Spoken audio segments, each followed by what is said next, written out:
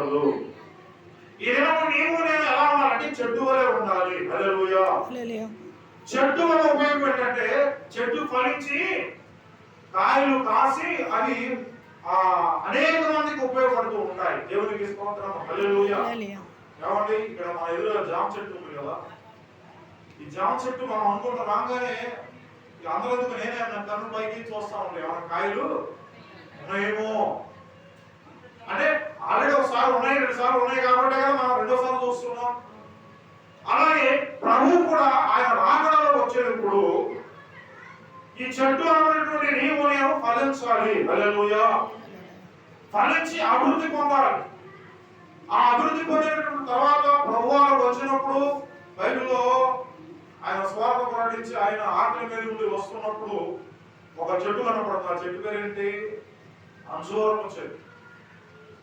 దేవునికి ఆలోచన వచ్చింది కదా, ఈ కాయలంగా కోసుకుని తిందామనేటువంటి ఆలోచన కలిగి ఆ చెట్టు దగ్గరకు వచ్చి చూసినప్పుడు ఒక కాయ కూడా లేదు. ఉన్నాయా? లేదండి. మరి దేవుడు కోపం వచ్చిందా కదా? ఎవరిని? దేవుడు కోపం వస్తుంది, ఫలించకపోతే ఉపయోగం లేదు. మన జీవితంలో మనము కూడా ఎన్నో సంవత్సరాల నుంచి వాక్యం వింటూనే ఉన్నాం లేదా? వింటున్నాం. ఆ వాక్యాన్ని విని విశ్వసించి ఆ వాక్య ప్రకారం మనం జీవించినట్లయితే, నడుచుకున్నట్లయితే మనము కూడా ఒక పనికొచ్చేటువంటి చెట్టు వలె ఉంటాం. కానీ లేకపోతే మన పరిస్థితి ఎలా ఉందో తెలుసా? దానికి చెదరగొట్టు కొట్టు వలె ఎందుకు పనికిరానటువంటి స్థితి. ఏదో మనం కోరుకుంటున్నాం ఆయన మందిరానికి కాకుండా ఏంటంటే మనం చెట్టు వలె ఉన్నాం. ఆ చెట్టు అభివృద్ధి పడాలంటే ఆ చెట్టుకి ఏం చేయాలి? చుట్టూ పాదు తీయాలి. చుట్టూ ఆ మట్టి తీసి ఆ చుట్టుపక్కల దాని చుట్టూ చక్కగా పాదు చేసి అందులో నీళ్లు పోస్తే ఆ నీళ్ళు ఏమవుతాయి? ఆ చెట్టుకు బలాన్ని ఇస్తాయి. అప్పుడు ఆ బలం ఇవ్వడం వల్ల ఆ చెట్టు అభివృద్ధి పడుతుంది, చాలా ఎత్తుగా ఉంటుంది, పెరుగుతుంది, చక్కటి కాయలు వస్తాయి, ఫలాలు వస్తాయి. దేవునికి స్తోత్రం. హల్లెలూయా. ఈ దినము చెట్టు అనేటువంటి నీవు కూడా అనేక మందికి ఒక మాదిరికరమైనటువంటి వ్యక్తిగా ఉండాలంటే నీవు ఫలించేటువంటి స్థితి కావాలి. హల్లెలూయా. ఏం చేయాలంట? ఫలించాలి, అభివృద్ధి పొందాలి. ఎక్కడే సేవకోవాలంటే నేను అక్కడే ఉన్నానడానికి వీలు. ఈ రోజుల్లో దేవుడు క్రైస్తవులు అనేటువంటి వారిని, విశ్వాసం అనేటువంటి వారిని ఆయన గమనిస్తున్నాడు. ఎంతవరకు మనం ఫలిస్తున్నాం, ఎంతవరకు అభివృద్ధి పొందుతున్నాం. ప్రార్థన విషయంలో గడిచినప్పుడైనా ప్రార్థన చేయలేదయ్యా? ఏమంటే గడిచినప్పుడేమో ప్రార్థన చేయాలి, ఇప్పుడైనా బాగా చేస్తున్నాను. కారణం ఏంటంటే నువ్వు ప్రార్థనలో అభివృద్ధి పొందావు. హల్లెలూయా. అయ్యా నేను నాకు పాటలు పాడేదయ్యా, నాకు పాడే చేత కాదయ్యా అనుకో. ఇప్పుడైతే మాత్రం చక్కగా పాటలు పాడుతున్నాం. దేవునికి స్తోత్రం. హల్లెలూయా. వారానికి నెలకు సంవత్సరానికి మనం ఏం చేయబడాలంటే అభివృద్ధిలోనికి రావాలి. నీవు అభివృద్ధిలోకి రావాలంటే ప్రతి స్థితి నీలో ఉండటానికి వీలు లేదు. నీలో చెట్టుతో కూడినటువంటి అనుభవాలు. చిన్నప్పుడు మొక్క భూములు ఎత్తనం వేసినప్పుడు ఆ ఎత్తనం ఏమవుతుంది? అది ఫలించింది. అది రాను పెద్ద వృక్షం అయిపోతుంది. ఆ వృక్షం వల్ల మనం ఏమవుతుంది? కాపు కాస్తుంది. ఆ కాసినటువంటి కాపు అనేక మంది ప్రజలు ఆకర్షించబడి వాటిని కోసుకొని ఏం చేస్తారు? వారు తింటూ ఉంటారు. దేవునికి స్తోత్రం. హల్లెలూయా. ఆ చెట్టు ఏ విధంగా ఈ ప్రజలైనటువంటి వారికి ఉపయోగపడుతుందో మనము కూడా పొట్టు స్థితి తీవేయబడి మనము చెట్టు వలె ఫలించి అభివృద్ధి పొంది ఆ కొమ్మల మీద అనేకమైన పక్షులు వచ్చి నివాసం చేసేటువంటి విధానం ఉండి ఆ చెట్టు కిందకి నీళ్ళు కూర్చున్నటువంటి స్థితి, అనేక మంది ఆకర్షించబడేటువంటి స్థితి ఈ చెట్టుకు ఉండాలి. హల్లెలూయా. చెట్టుకు ఉండాలంటే నువ్వు దుష్టుల ఆలోచన చెప్పు నువ్వు ఏం చేయకూడదు? నడవకూడదు. పాపుల మార్గమున నీవు నిలవకూడదు. అపహాసులు కూర్చుని చూడ నీవు కూర్చోకూడదు. ఎక్కడ కూర్చోవాలి? ఆయన సన్నిధికి రావాలి. హల్లెలూయా. ఆయన సన్నిధిలో మరి సంపూర్ణ మరి నిత్య సుఖములు ఉన్నాయి. హల్లెలూయా. ఆయన సన్నిధిలో సమృద్ధి ఉంది. ఆయన సన్నిధిలో మరి అనేకమైనటువంటి సర్వ సంపదలు ఆ సన్నిధిలో దాగి ఉన్నాయి కనుక వాటిని పొందుకోవాలంటే నీ పొట్టు స్థితిని తీసివేసుకొని నీవు చెట్టు లాంటి స్వభావం కలిగి నువ్వు దేవుని మందిరానికి రావాలి. హల్లెలూయా. ప్రభువుకు ప్రియమైనటువంటి వారలారా, కీర్తన గ్రంథము 35వ కీర్తన దయచేసి చూడండి. కీర్తన గ్రంథము 35వ కీర్తన అక్కడ ఒక మాట రాయబడుతుంది కదా. 35వ కీర్తన 5వ వచనం మనం చదివినప్పుడు యెహోవా నోట వారిని పారద్రోలును కాక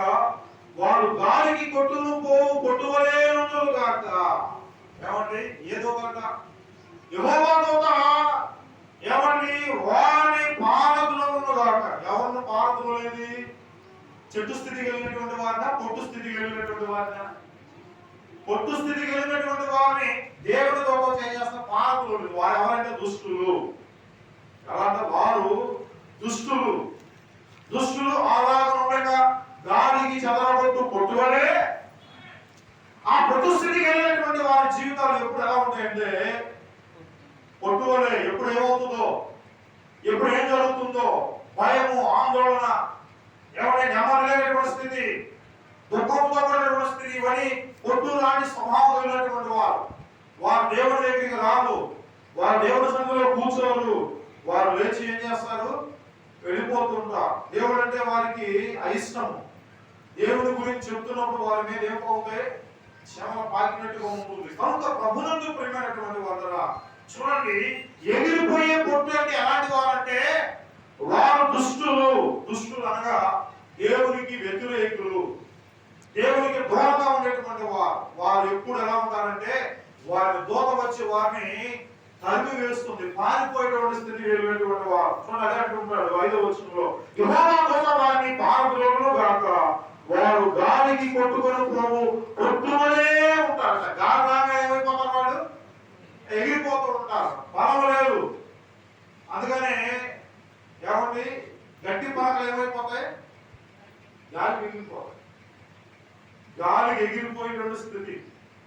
నిజంగా ప్రభువును ప్రేమినటువంటి వారు ఈ దినములు ఎలా ఉన్నారంటే స్థిరమైనటువంటి బలమైనటువంటి అనుభవం కలిగినటువంటి వ్యక్తిగా ఉన్నారు. కానీ గాలికి ఎగిరిపోయి శ్రమ వచ్చినప్పుడు, శోధన వచ్చినప్పుడు ఏమండి దేవుని మర్చిపోయేటువంటి స్థితి. కనుక ప్రభువును ప్రియమైనటువంటి వారా నీవు దేవుడు ఉన్నటువంటి నీవు బలమైనటువంటి స్థితి కలిగి ఉన్నారు. కానీ గాలికి ఎగిరిపోయేటువంటి పొట్టు స్థితి నీకు ఉండడానికి వీలు లేదు.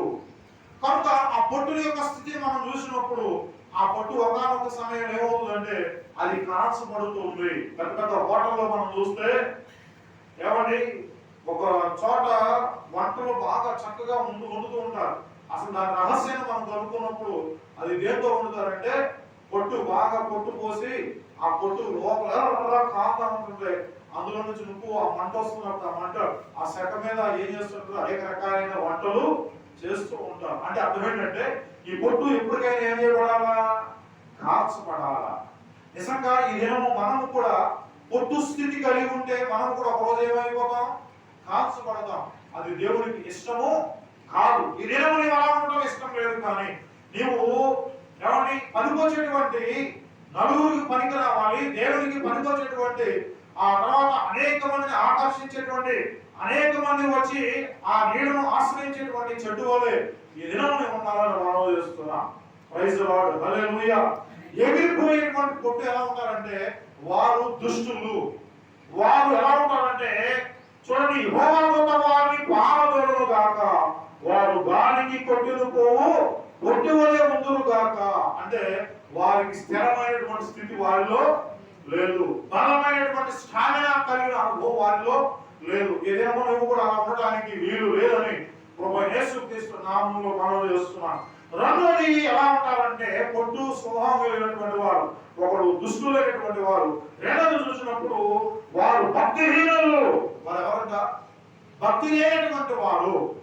వారు భక్తిహీనులు, పొట్టు వలె వారు ఉంటారు. యోబు గ్రంథం దయచేసి బైబిల్ గ్రంథంలో మనం చూస్తే యోబు గ్రంథము 21వ అధ్యాయం, బైబిల్ గ్రంథంలో యోబు గ్రంథం 21వ అధ్యాయము 18వ వచనాన్ని మనం చదివినప్పుడు వారు తుఫాను ఎదుట కొట్టుకొని పోవు చెప్పవలేను. ఎవరంటే వాళ్ళు దుష్టులైనటువంటి వారు, భక్తిహీనత కలిగినటువంటి వారు, పొట్టు లాంటి వారు. పొట్టు లాంటి వారు అంటే తీసివేయబడినటువంటి వారు, దేనికి పనికిరానటువంటి వారు. నిజంగా ఈ దినము దేవుడికి ఇష్టం కాకపోతే నీ జీవనం కూడా అంతే. ఎందుకు? పనికిరానటువంటి వారు. కనుక చూడండి అంటాడు, వారు తుఫాను ఎదుట కొట్టుకొని పోవు చెప్పవలేను. దేని ఎదుట? ఏమండి వర్షం వచ్చే ముందు ఒక్కోసారి గాలి వచ్చేస్తుంది కదా, అప్పుడు దాకా ఆ చెత్త బాగా ఎండిపోయి ఒక కుప్పలాగా తయారవుతుంది. ఎప్పుడైతే వాతావరణం మారి ఒక గాలులు ఎప్పుడైతే బయలుదేరుతున్నాయో ఆ గాలి వచ్చి ఆ చెత్త మీద కొట్టినప్పుడు ఆ చెత్త నేను కదలను ఎలా ఉంటుందా వెళ్ళిపోతా ఎగిరిపోయి మొహాల మీద వచ్చి అదే దుమ్ము పడుతున్నా నేను అంటూ ఉంటాం. నిజమే. భక్తిహీనులు అంటే అర్థం ఏంటంటే దేవుని సన్నిధికి రానటువంటి వారు, దేవునితో సహవాసం చేయనటువంటి వారు, వారి జీవితంలో బలము లేదు. ఏమి లేదట? బలము లేదు. ఏ బలమని? దేవుని బలము లేదు. వారు సాతాను బలము కలిగినటువంటి వారు.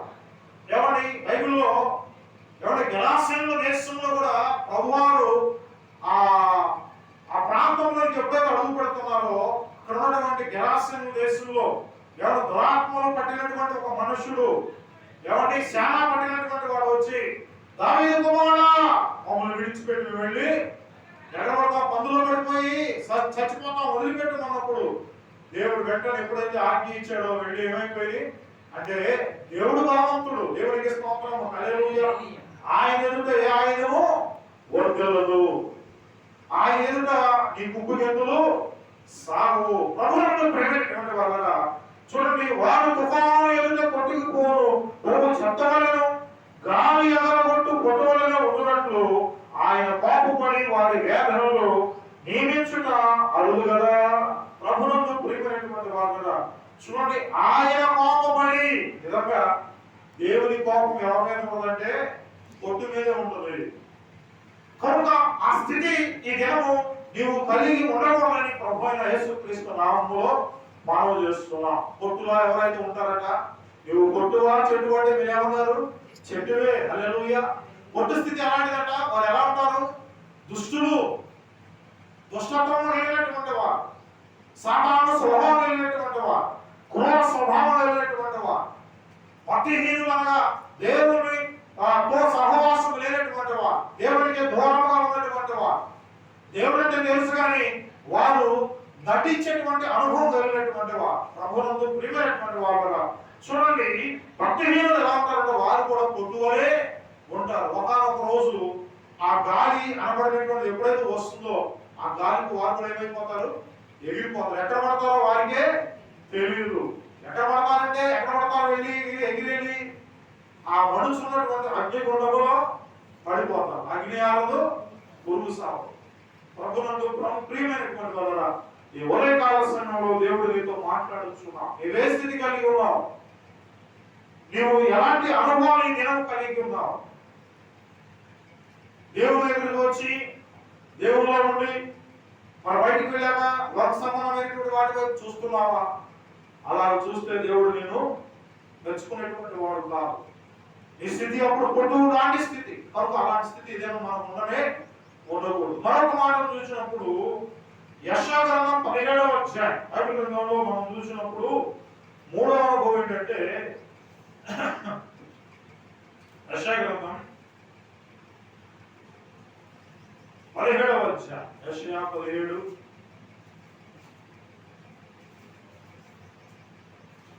యెషయా గ్రంథం 17వ అధ్యాయం 13వ వచనం మనం చదువుకున్నప్పుడు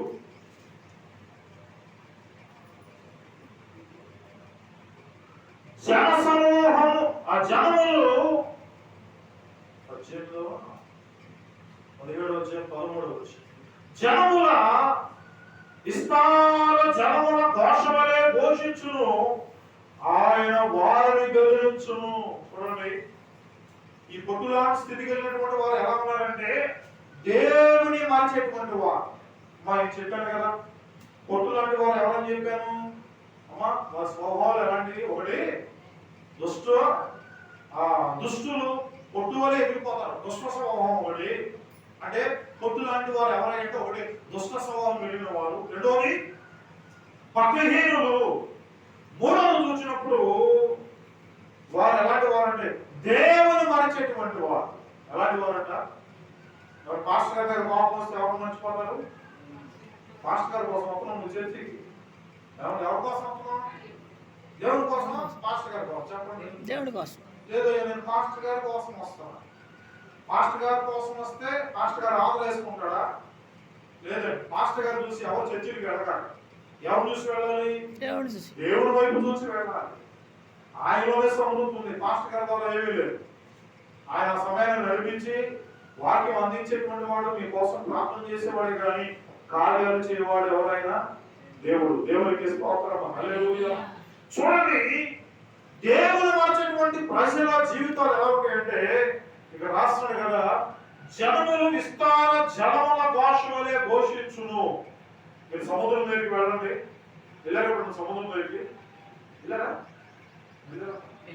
ఎలా ఉంటుంది సౌండ్? భయంకరమైన సౌండ్, భయంకరమైన సౌండ్ వస్తుంటాయి. నిజంగా భయం కలిగినటువంటి వాడు జ్వరం వచ్చేస్తారు అప్పుడే. సముద్రం ఏ విధమైనటువంటి భాష కలుగుతుందో, ఈ భక్తిహీనులైనటువంటి వారు, దేవుని మరిచేటువంటి వారి జీవితాలు కూడా అంతే. వారు ఎవరికి భయపడతారు? దేవుడికి భయపడతారు. చూడండి ఏమంటాడు అక్కడ, జనముల విస్తార జనముల ఘోషములే. జనములంట ఎలా ఉన్నారంట? జనములు విస్తార జనముల ఘోషములే ఘోషించును, ఆయన వారిని బెదిరించును. భయపడిపోతారు. వారు కూడా అలా ఘోషిస్తూ ఉంటారు. కానీ వారిని బెదిరించేది ఎవరంటే దేవుడే. హల్లెలూయా. చూడండి, ఆయన వారిని బెదిరించును, వారు దూరముగా పారిపోదురు. దగ్గర దూరం వెళ్ళిపోతారా? మంచోడ దూరం వెళ్ళిపోయి దగ్గర మంచి చెడ్డోడా? చెప్పండి, మంచోడ దగ్గర ఉండేది చెడ్డోడా? చెప్పండి, చెడ్డోడు దగ్గర ఉంటాడా? మంచోడు దగ్గర ఉంటాడు, చెడ్డోడు ఎక్కడ వెళ్ళిపోతాడు? బైబిల్ గ్రంథంలో తప్పిపోయినటువంటి కుమారుడు, చెడిపోయినటువంటి స్వభావం వెళ్ళినవాడు ఉన్నాడా? వెళ్ళిపోయాడా? మంచోడు ఇంటి దగ్గర ఉన్నాడు, చెడిపోయినాడు ఎక్కడికి వెళ్ళాడు? తర్వాత మారు మనసు పొంది పశ్చాత్తాపం ఎక్కడికి వస్తున్నాడు? దేవుడి దగ్గరకు వస్తున్నాడు. నిజంగా పొట్టు స్థితి కలిగినటువంటి వారనగా కొంతసేపు కనబడి అంతలోనే మాయమయ్యేటువంటి స్థితి. ఏమండి వారి స్థితి? ఆ దిగజారిపోయేటువంటి స్థితి. ఏమండి ఎప్పుడు ఏం జరుగుతుందో తెలియనటువంటి స్థితి ఈ పొట్టు స్థితి. ఆ పొట్టులో అయినటువంటి వారు ఎవరంటే దుష్టులు. వారు ఒక రోజు దేవుడు వారికి దెబ్బ కొడతారు, దుష్టులైనటువంటి వారు. రెండవ చూసినప్పుడు భక్తిహీనులు, వారి భక్తి లేకపోయినా భక్తి ఉన్నట్లుగా వారు ఏం చేస్తారట? నటించేటువంటి వారు. దేవుడు ఇష్టపడడు.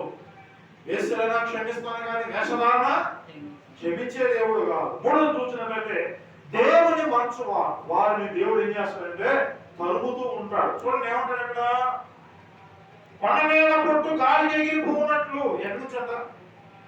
కొండ మీద పొట్టు, కొండ మీద గట్టిగా బాగా ఒక 10 కిలో ఒక లారీ పోసం అనుకుంటు ఎత్తైన ప్రదేశం నుంచి ఎక్కడ పడుతుంది? పైన ఉందా కింద ఉందా? కిందకు వచ్చేస్తుంది. ఆ దుష్టులైనటువంటి వారు కూడా, భక్తిహీనులైనటువంటి వారు, దేవుని మరిచేటువంటి వారి స్థితి కూడా అంతే. చూడండి అక్కడ, ఆ తుఫాను ఎదుట గిరగిర తిరుగు కసువు ఎగిరిపోనట్లు వారును తరమపడుతురు.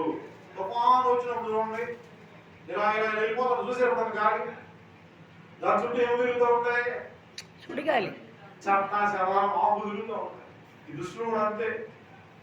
కనుక ఈ దినములు అలా ఉంటావా? వద్దు, అలా ఉండడానికి వీలేదు. ఎలా ఉండాలంట చూడండి, ఫలించని చెట్టు వలె. ఇక్కడ 2 అనుభవాలు ఉన్నాయి. ఒకటి పొట్టు వలె ఉంటావా, రెండోది చెట్టు వలె. పొట్టు వలె ఎలా ఉన్నారు? స్థితి మనం చూసాం. ఒకటి దుష్ట స్వభావం కలిగిన వారు, రెండోది భక్తిహీనత కలిగినటువంటి వారు, మూడోది దేవుని మరిచేటువంటి వారు. 4, 5 కూడా ఉన్నాయి. సిగ్గుమాలినటువంటి జనులు అంటారు వాళ్ళు. ఎవరు? సిగ్గుమాలినటువంటి వారు. 5వది పాపులు అంటారు వాళ్ళు. ఎవరంటారు వాళ్ళని? పాపులు. పాపం చేసినటువంటి వారు. పాపం చేసిన వాడు ఎవరైనా దేవుడు నిలబడడానికి అవకాశము లేదు. అలాగే ఏదేలో ఆదాము అవ్వలు ప్రతి సాయంకాలం దేవుని స్వరం వినవలసినటువంటి వారు ఏం చేయబడ్డారు? సాతానుడు మాటలు విని పొట్టు స్థితి ఎక్కడికి వెళ్ళారట? చెట్టు చాటును దాక్కున్నారు. దేవుడు పిలిచినప్పుడు వారు ఏమంటున్నారు? అయ్యా, నీ స్వరమును మేము చెట్టు చాటు మేము దాక్కున్నాం.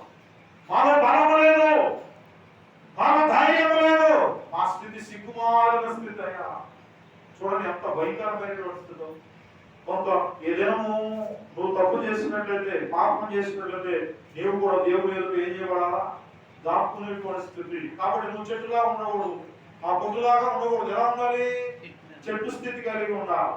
చెట్టులో వచ్చేటువంటి ఫలించేటువంటి స్థితి నీలో కూడా రావాలి. దేవుడు అదే కోరుతున్నాడు. అందుకని దేవుడు కూడా మనం పిలుస్తున్నాడు, ప్రయాసపడి భారం వచ్చిన సమస్త జనులారా నా యొద్దకు రండి. పొట్టు స్థితి కలిగినటువంటి వారు మేమేమో బాగున్నాం అని అనుకుంటామేమో, కానీ నీవు ఎలా ఉన్నావంటే పొట్టు స్థితి కలిగి ఉన్నటువంటి స్థితిని మనం ఇప్పుడు మర్చిపోకూడదు. కనుక ఆ స్థితిలో నువ్వు చెట్టు స్థితిలోనికి రావాలంటే, సమృద్ధికరమైనటువంటి స్థితిలోనికి, ఏమని క్రీస్తు యొక్క పోలికలోనికి నువ్వు రావాలంటే, క్రీస్తు స్వభావం రావాలంటే నువ్వు తప్పనిసరిగా దేవుని సన్నిధికి రావాలి. హల్లెలూయా. చూడండి, ఫలించని చెట్టు అంత ఉంది కదా, ఒకటేమో పొట్టు, రెండోది చెట్టు. ఆ చెట్టు ఏం చేస్తా అంటే ఫలిస్తూ ఉంది. చూడండి, ఎలా ఫలిస్తుందని మనం అనుకున్నప్పుడు ఆ ఫలించేటువంటి వారు ఎవరై అంటే దేవుని నమ్ముకునేటువంటి వారు. హల్లెలూయా. ఎవరంట? యేసుని నమ్మిన వారు ఆయన ఉచిత కృపలో నీతిమంతులయ్యెదరు. వారు ఎలాంటి వారట? ఖర్జూరపు చెట్టు వలె మోవామెయు సుందెదరు. ఏది ఎలాంట?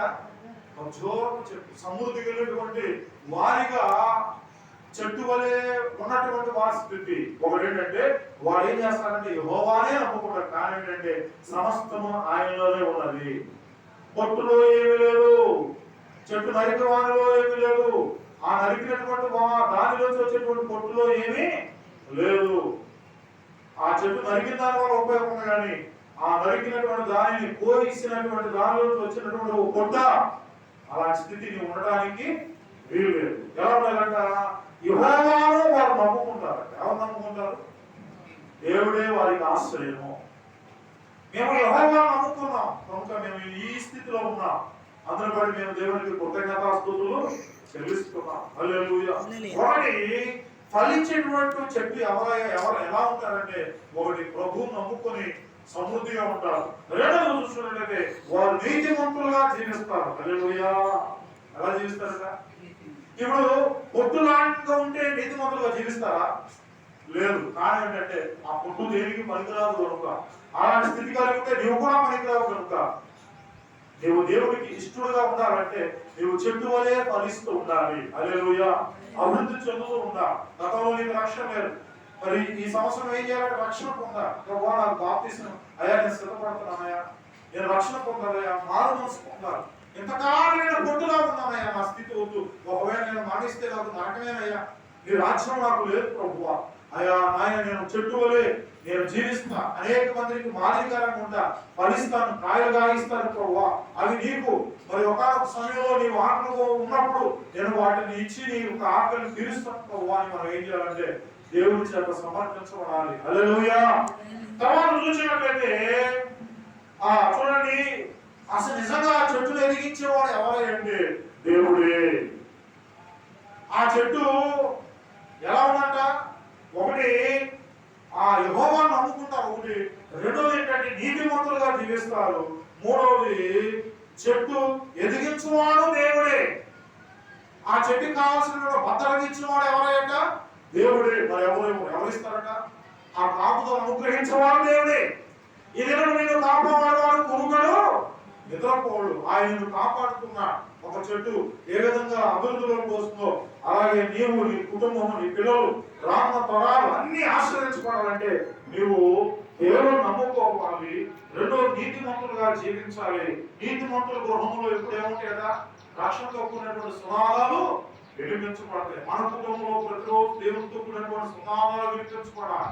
తర్వాత చూసినట్లయితే చెట్టు వేడి చుట్టూ నీళ్లు వ్యాపకం చేసి చేయును. హల్లెలూయా. ఆ చెట్టులా ఉన్నదట. ఆ చెట్టు చుట్టూ ఏమొస్తాయట? ఏమండి? వేడి చుట్టూ నీళ్లు వ్యాపింపచేది. యెషయా గ్రంథం 29:19 ఉంటుంది. నెక్స్ట్ మనం చూసినట్లయితే దావీదు పచ్చని ఒలీవ చెట్టు వలె ఉన్నాడు. హల్లెలూయా.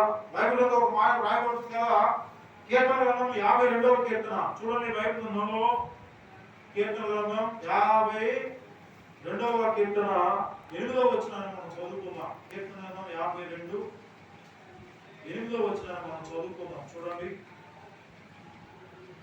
నేనైతే దేవుని మందిరములో పచ్చని ఒలీవ చెట్టు వలె ఉన్నాను, నిత్యము దేవుని కృప యందు నమ్మిక ఉంచుచున్నాను. దేవునికి స్తోత్రం. హల్లెలూయా. చూడండి, ఈ కీర్తనలో మనం చూసినట్లయితే ప్రధాన గాయకునికి ఎలేవియుడైన దోయాబు సౌలు వద్దకు వచ్చి దావీదు అహీమెలెకు ఇంటికి వచ్చి ఉన్నాడని అతనితో చెప్పినప్పుడు దావీదు రచించిన దైవ ధ్యానం. దేవునికి స్తోత్రం. హల్లెలూయా. దావీదు అంటాడు, ఏమంటాడంట? పచ్చని ఒలీవ వలె నేను ఆయన సన్నిధిలో ఉన్నా. చూడండి ఎలా ఉన్నాడంట. 8వ వచనంలో ఆయన అంటాడు కదా, నేనైతే దేవుని మందిరములో పచ్చని ఒలీవ చెట్టు వలె ఉన్నాను, నిత్యము దేవుని కృపను నమ్మికించున్నాను. హల్లెలూయా. దావీదు కూడా అంటాడు, ఏమంటాడంటే నేనైతే ఎలా ఉన్నానంట? పచ్చని ఒలీవ చెట్టు వలె. ఏమండి, ఒలీవ చెట్టు చెప్పాను కదా, ఒలీవ చెట్టు ఎప్పుడు ఎలా ఉంటుంది? పచ్చగా ఉంటుంది. నిజంగా ఆయన కృప పొందినటువంటి వారు, ఆయన సన్నిధిలో ఉన్నటువంటి వారు, యేసుక్రీస్తులో ఉన్నవారు రక్షణలో ఆనందింతురు, నిత్య రక్షణలో ఆనందింతురు. పాపం ఉండదు వారికి, శాపం ఉండదు, తీర్పు ఉండదు, దేవుని ఉగ్రత ఉండదు. హల్లెలూయా. దేవుని ఉగ్రత ఉండడానికి ఉండదు. దేవుని బిడ్డలు పచ్చని ఒలీవ చెట్టు వలె ఆయన మందిరంలో ఆయన కృప పొందుకున్నటువంటి వారు. హల్లెలూయా. ఇదేమో నీవు కూడా ఒక చెట్టు వలె ఉంటే, నీవు కూడా చక్కని పచ్చని ఒలీవ చెట్టు వలె ఎన్నడూ నశించని, ఎన్నడూ వాడిపోని, సమృద్ధి కలిగినటువంటి ఒక చెట్టు వలె, అది ఒలీవ చెట్టు వలె నీవు కూడా ఎలా ఉంటావంట? ఆయన మందిరంలో నివాసము చేస్తావు. హల్లెలూయా. ఇదేమో మీకు ఒక ప్రశ్న, పొట్టు వలె ఉంటావా, చెట్టు వలె ఉంటావా? చెట్టు వలె ఉండాలి. హల్లెలూయా. ఏమండి, కొన్ని చెట్లు చూస్తే మా ఇంటి దగ్గర చర్చి కింద తొండది, ఏం చెప్పేది, రావి చెట్టు. ఫస్ట్ చిన్న ఇత్తనం ఎంత చెట్టు అయిపోయింది. ఆ చెట్టుగా ఉంటే మనుషులందరూ ఏమైపోతారు? ఆ చెట్టు నాటి మాస్టర్ గారు ఏమయ్యాడు? ఆయన ఇన్ని సంవత్సరాలు ఆ చెట్టే చిన్నది, ఆయన వయసు పెద్దోడు. ఆ చివరికి చెట్టు ఉంది కానీ ఎవరు లేరు. అంటే మనం కూడా దేవుని యందు భయభక్తులు కలిగి ఆయన త్రోవలో నడిచి, పొట్టు స్వభావం అంటే వాటిని మనం దూరపరచుకొని సమృద్ధికరమైనటువంటి ఆశీర్వాదం అంటే ఎప్పుడంటే ఆయన మందిరంలో ఒలీవ చెట్టు వలె నువ్వు ఉన్నప్పుడు. హల్లెలూయా. నీవు కూడా ఎలా ఉంటావంట? ఒక సమృద్ధి కలిగినటువంటి పచ్చని చూడండి ఫలించేటువంటి ఒక చెట్టు వలె నువ్వు ఉన్నప్పుడు మరి అనేక మందికి సంతోషము, అలాగే దేవుని కూడా సంతోషం. హల్లెలూయా. హల్లెలూయా. కనుక ఈ దినము ఒక ప్రశ్న వేసుకున్నాం, ప్రభువా అయా